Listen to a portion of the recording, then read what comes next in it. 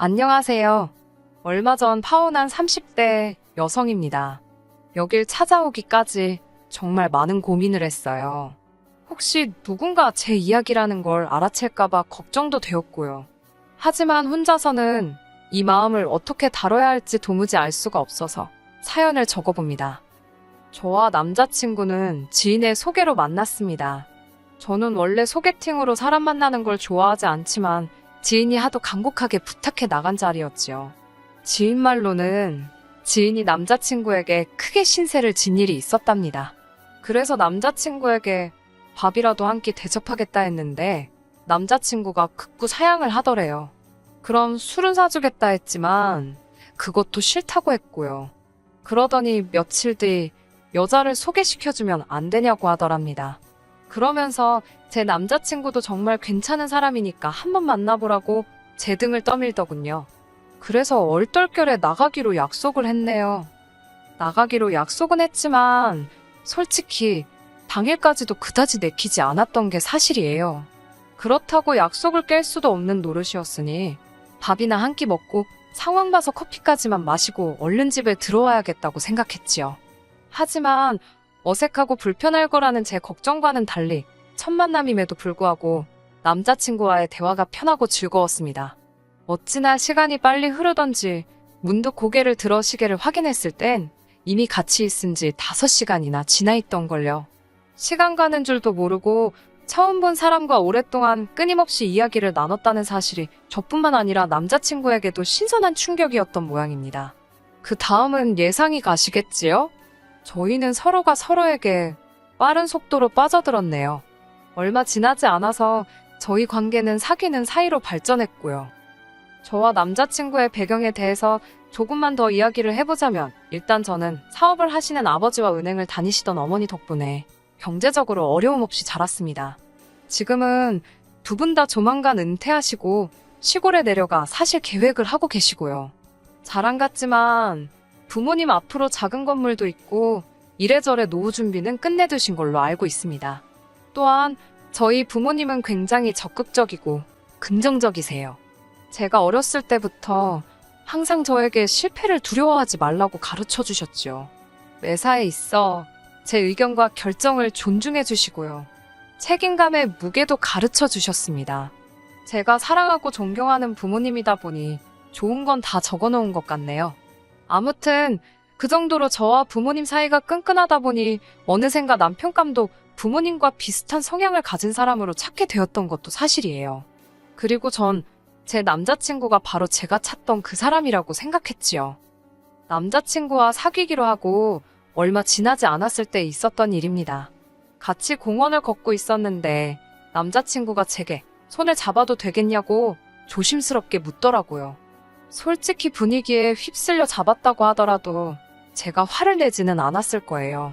하지만 남들은 별일 아니라고 무신경하게 넘어갈 수 있는 일임에도 제 의사를 묻는 남자친구의 태도에 크게 감동받았습니다. 또래 남자들에게선 볼 수 없었던 순수하고 귀여운 면도 마음에 들었고요. 이후로도 남자친구는 모든 일에 있어 제 의견을 물어보곤 했는데 그런 그의 행동은 저로 하여금 존중받고 있다는 느낌을 받게 했고 남자친구와의 결혼도 결심하게 만들었네요. 남자친구와 저 두 사람만 놓고 보자면 사실 크게 문제가 될 게 없는 조합이었습니다. 남자친구나 저나 중위권 이상의 대학을 졸업했고 안정적인 직장에서 비슷한 수준의 연봉을 받고 있었으니까요. 하지만 결혼은 둘이 좋아서만 될 일이 아니라는 걸 결혼 준비를 하면서 조금씩 알게 되었지요. 제가 지금 단순히 양쪽 집안 어른들의 경제적 차이를 논하자는 게 아닙니다. 진짜 문제는 양가 어른들의 성향, 성격이었지요. 이제 와서 말이지만 어머님께서는 길다면 길고 짧다면 짧은 제 30년 인생에서 가장 상대하기 어려운 분 중 한 분이셨습니다.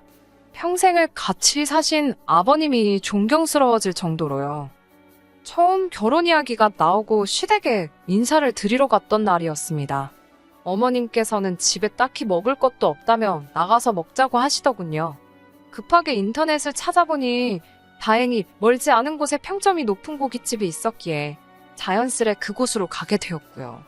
사실 스스로 주체가 되어 다른 사람들을 위해 장소를 고르면 걱정이 되지 않나요? 저는 그렇더라고요.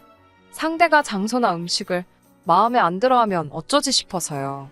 이번에도 비록 저와 남자친구가 같이 찾은 장소이긴 했지만 혹시나 어머님께서 마음에 안 들어 하시면 어쩌나 걱정스러웠어요. 설마 했지만 어머님은 정말 인정사정 없으시더라고요. 밑반찬이 나오기가 무섭게 어머님께서는 뭐 하나 찍어 먹을 것도 없다고 젓가락으로 반찬 그릇을 탁탁 치셨습니다. 그리고는 식당 내부를 찬찬히 뜯어보시며 연신후지다. 누가 이런 데를 와서 돈 주고 먹냐와 같은 말들을 거침없이 반복하셨지요. 곧이어 고기가 나오자 어머님께선 또다시 딱 봐도 고기가 핫질이라며 이거 다 싸구려 양념으로 번복해 놓은 거라고. 아이고. 행여나 주인이나 직원이 듣는 건 아닌가. 제 뒤통수가 다 뜨겁더라고요. 식사를 시작하기도 전에 초부터 치시니 김이 팍새기도 했고요. 식당에 도착했을 때까지도 제가 계산해야겠다 생각하고 있었는데 어머님이 하도 싫은 소리를 하시니까 돈도 내기 싫어지대요. 이건 뭐 돈은 돈대로 쓰고 막말로 맛대가리 없는 거 사줬다는 소리나 나오겠다 싶어서요. 결국 남자친구가 계산했습니다. 게다가 어머님께서는 식사를 하는 동안 저에게 직장 생활이라던가 임신에 관해 거침없이 물어보셨습니다. 저는 직장 생활은 계속 할 것이고 아이는 신혼 생활을 즐기다 가지려고 한다고 평소에 남자친구와 이야기하던 대로 말씀드렸지요.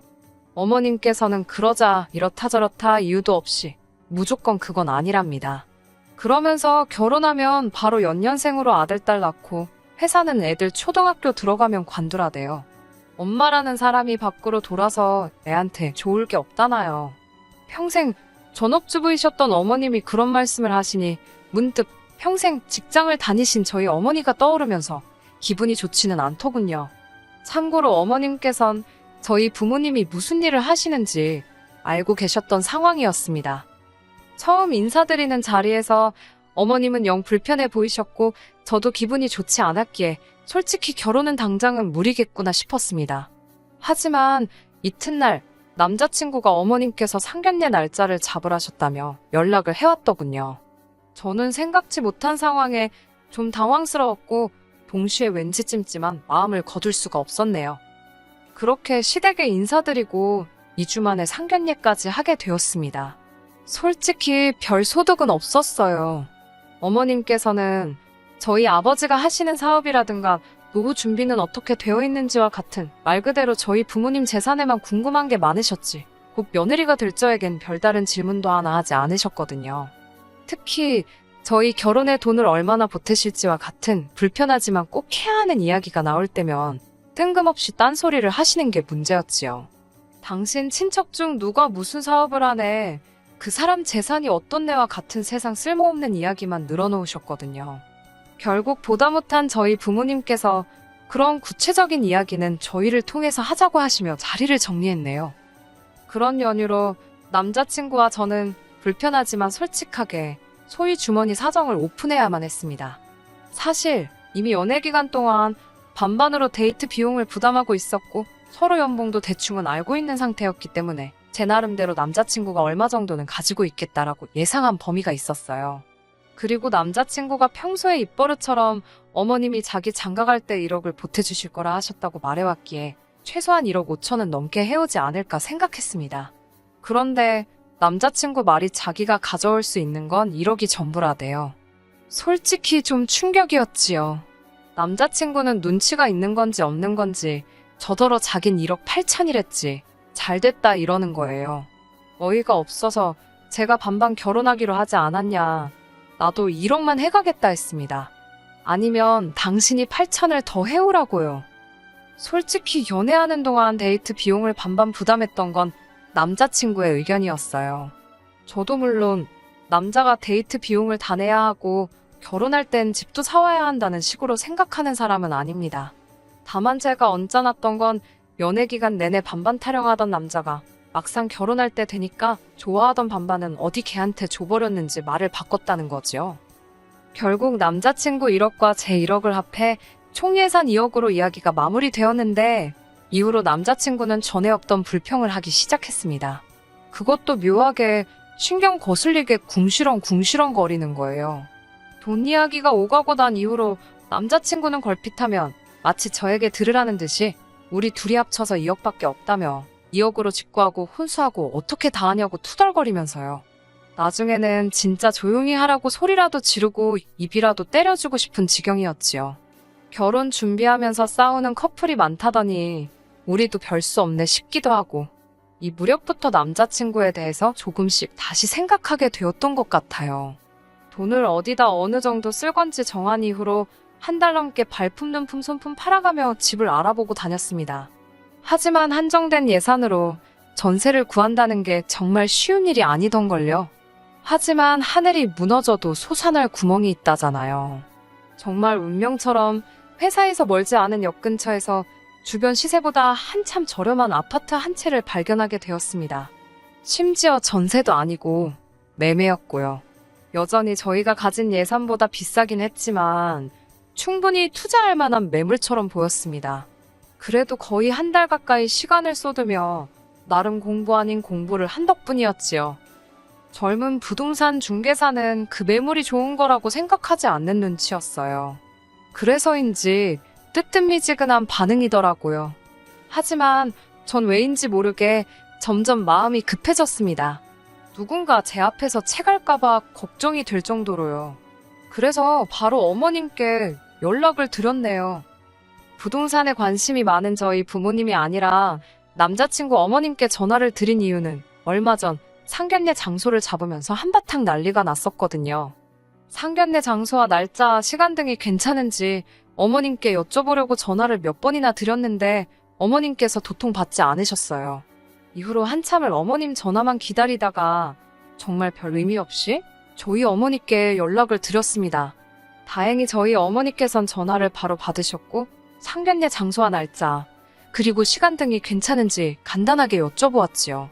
어머니께서는 저희랑 남자친구 부모님이 편한 시간에 당신이 맞추신다 하셨고요. 전화를 걸었다 끊기까지 정말로 2분도 안 걸렸을 거예요. 이후로 1시간쯤 흘렀을까 어머님께 전화가 걸려왔습니다. 무슨 일로 전화를 했던 거냐고 물으셔서 상견례 장소랑 시간 때문에 전화를 드렸다. 저희 부모님은 괜찮다 하시는데 어머님 아버님은 어떻게 생각하시냐고 물었습니다. 그러자 어머님께서는 잠시 말씀이 없으시더니 저더러 다 결정해놓고 지금 시부모한테 통보하는 거냐고 물으시더군요. 제가 그럴 리가 있겠냐고 그런 게 아니라 라며 상황을 설명드렸지만 어머님은 아예 귀를 막고 계신 것처럼 전혀 듣고 계시질 않으셨어요. 모든 일에는 순서가 있는 법이라며 뭐든지 어른들끼리 먼저 상의를 하고 그 다음에 어른들이 저희에게 통보를 하는 거지 저더러 주제넘게 나서지 말라셨어요. 그리고 앞으로 결정할 일이 있으면 무조건 당신한테 먼저 연락을 하라시대요. 지금이야 어머님의 말씀이 말도 안 되는 억지라는 걸 알지만 그때는 제가 정말 뭘 모르고 큰 실수를 한 건가 싶어서 죄송하다고 사과까지 드렸습니다. 하지만 이번에도 어머님은 전화를 받지 않으셨고 도무지 기다릴 수가 없었던 저는 결국 일을 저질러 버렸습니다. 일단 제 통장에 있던 돈을 이체하고 집을 계약해 버린 거지요. 계약하는 동안에도 남자친구가 옆에서 어머님께 몇 차례 전화를 걸었지만 어머님께서는 단 한 통도 받지 않으셨고 오는 전화도 없었습니다. 그날 저녁 남자친구와 저는 양쪽 집안의 집을 계약했다는 소식을 전했습니다. 저희 부모님은 큰 숙제를 끝낸 것 같겠다며 고생했다고 이제 집주인이네라며 축하를 해주셨어요. 그리고 이런저런 조언을 해주셨지요. 하지만 남자친구의 집은 분위기가 완전히 달랐던 모양입니다. 이튿날 출근 준비로 한참 바쁜 시간에 남자친구에게 전화가 걸려왔습니다. 그리고선 한다는 말이 어머님께서 당신과 상의도 없이 집을 살 수가 있냐며 제가 당신을 무시했다고 엄청나게 화가 많이 나셨다며 큰일 났다는 거예요. 그러면서 지난번에 분명히 주제넘게 나서지 말라고 했는데 제가 시댁 알기를 뭐같이 아는 모양이다고 그런 이야기까지 전하더라고요. 저는 일단 남자친구가 전할 말 못 전할 말 분간을 못하는 사실에 화가 났습니다. 그리고 아직 식도 안 올렸는데 벌써부터 이렇게 나에게 말씀을 막 하시는 걸 보라고 이 정도는 자기가 알아서 선 넘지 않게 정리해 줄 수 없는 거냐고 이런 것까지 다 나한테 전할 거냐고 조근조근 물었습니다. 그러자 한다는 말이 연애 때도 항상 제 의사를 묻지 않았냐는 거예요. 세상에 이 인간이 눈치를 엿바꿔 먹었나 싶더라고요. 아무튼 그래도 어머님이 화가 많이 나셨다니까 내가 만나서 설명을 드리겠다 했습니다. 설명을 듣고 나시면 칭찬은 안 해주셔도 노여움은 푸시지 않겠나라는 기대가 있었거든요. 그날 저녁 시댁에 도착하니 어머님께서 찬바람이 쌩쌩 부는 태도로 절 대하시더군요. 어머님께서는 저더러 당신을 뭐라고 생각하냐입니다. 그러면서 당신은 제가 무섭다네요. 어떻게 그렇게 당신하고 상의도 없이 떡하니 집을 계약하고 올 수 있냐고요. 그리고는 저더러 혹시 당신 재산 빼먹을 궁리를 하고 있냐입니다. 어이가 없었지요. 이렇게 말하면 안 되지만 솔직히 누울 자리 보고 발 뻗는다고 뭐가 있어야 그런 생각도 하지 않겠어요? 심지어 그 아파트가 2억 4천이었는데 제가 고집으로 계약한 것도 있고 해서 1억 4천은 군소리 없이 제가 부담하려고 하고 명의도 공동명의로 할 생각이었거든요. 그런데 그런 제 속도 몰라주시고 어머님께서 마치 저를 날강도 대하듯 하시니 황당하기 짝이 없었지요. 어머님께선 통 분을 못 삭히시는 듯 하더니 제 버릇을 고쳐놔야겠다면서 보태주시기로 한도는 없던 일로 하신다셨습니다. 당신 탓을 하지 말고 저의 경거망동을 반성하라나요. 어처구니가 없었어요. 집 계약할 때 분명히 옆에 남자친구도 있었는데 순식간에 제 잘못으로 취급되는 건지 이해가 안 되었고요. 저는 어머님께 제가 하는 게 전부 다 마음에 안 드시나 보다고 한마디 했습니다. 그러자 저더러 그럼 네가 잘한 게 뭐가 있냐입니다. 그러면서 저나 저희 집이나 순서와 절차는 어디 밥 말아먹었냐면서 상견례부터 시작해서 다 문제랍니다. 항상 저희 집에서 먼저 시댁에 연락해 어머님 그러니까 시댁의 의견을 여쭙고 상황을 설명하고 해야 하는데 그런 절차가 없대요. 저희 집에는. 그러면서 당신이 그걸 다 뜯어 고쳐놓겠답니다. 저는 안 고쳐주셔도 된다고 그냥 이 결혼 못하겠다고 했네요. 저도 솔직히 욱해서 내뱉은 말이긴 했는데 하고 나니까 후련하단 생각과 동시에 그래 안 해야겠다라는 결심이 섰달까요? 옆에서 꿀먹은 모마냥 입 딱 다물고 있던 남자친구가 갑자기 저더러 그런 말을 상의도 없이 하면 어쩌냐고 파혼이라도 하자는 거냐입니다. 제가 못할 것도 없지 않냐고 그러니 그냥 아파트 계약 포기하고 어머님이랑 집 보러 다니랍니다. 그러면서 빨리 죄송하다고 그러라면서 거의 윽박지르다시피 하더군요. 어처구니가 없어서 내가 뭐가 죄송하냐고 막말로 네가 무슨 재주로 어디 가서 1억으로 아파트를 사냐고 그거 내가 도와주려는 건데 어머님이 당신 아들 복을 발로 차신다고 쏴붙였습니다. 그렇게 파혼을 하게 되었는데 물론 그 과정이 아름답지 못했습니다. 처음에 한 2, 3주 동안은 남자친구가 자기가 행동을 똑바로 못했다며 연락을 해왔어요. 제 편을 들었어야 하는데 자기도 그런 역할은 해본 적이 없어서 서로 좋은 게 좋은 거라고 어쩌고 저쩌고 됐다고 했습니다. 매번 이런 식으로 다툴 때마다 처음 타령하면 그것도 골치 아프잖아요. 어머님같이 사람 짐 빠지게 하고 머리 복잡하게 하는 사람하고 더 이상 시간 낭비하기 싫다고 그랬네요. 그런데 정말 어이없으면서도 웃겼던 건 파혼 이후 한 6개월쯤 지났을 때 있었던 일입니다. 그때 제가 산 아파트가 정말 물건이었더라고요. 한 반년 만에 1억 넘게 올랐더라니까요.